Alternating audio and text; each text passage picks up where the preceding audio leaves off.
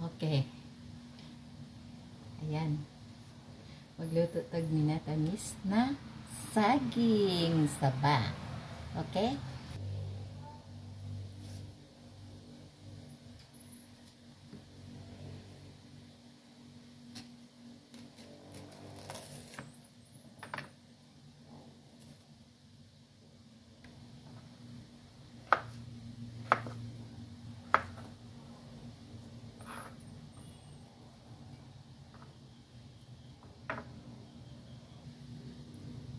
Ayan guys, gata yan guys ha. Gata.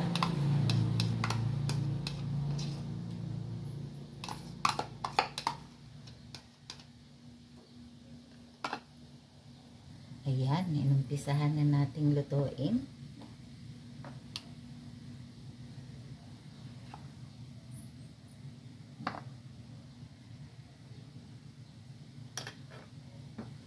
Yan na guys, nagbukal na ang ating minatamis na saging. Antayin na lang natin sandali at maluto na ito.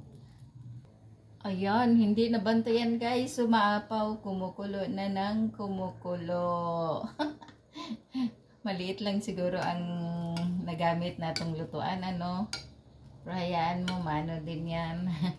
Ayan, kumukulo na ang ating minatamis na saging. Maya-maya dagdagan natin ang konting sugar. Okay guys. Ayan na guys, mukhang luto na yung minatamis nating saging. Ayan. Niluto natin sa gata ng lubi. Ayan. Ayan na guys, dagdagan na natin ng konting asukar.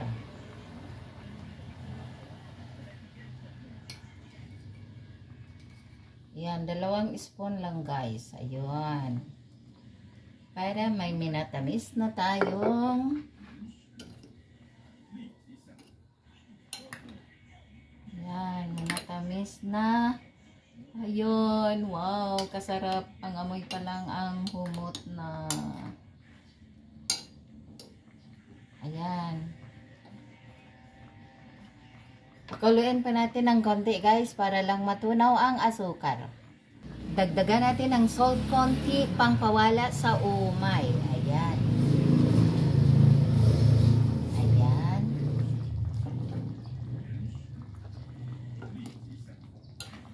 Yan, luto na ang minatamis nating. Yan, luto na guys. Pwede na to. Ayan, luto na guys. Kainan na. Masarap din to pag malamig na. Ilagay natin sa ref. Okay guys.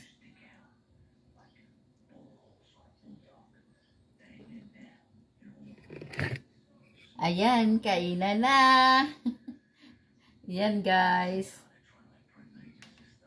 Wow, teka lang, init pa. Palamigin sa natin. Okay guys, thank you for watching. Minatamis na saging saba hinog. Okay, ang snack natin ngayong hapon na to. Okay guys, thank you for watching. Bye.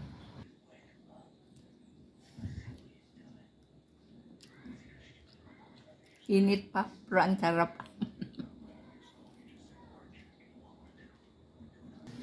Masarap to pag ipalamig natin sa ref mamaya yung meron pa doon. Ito lang, tinikman lang natin kung luto na ba talaga.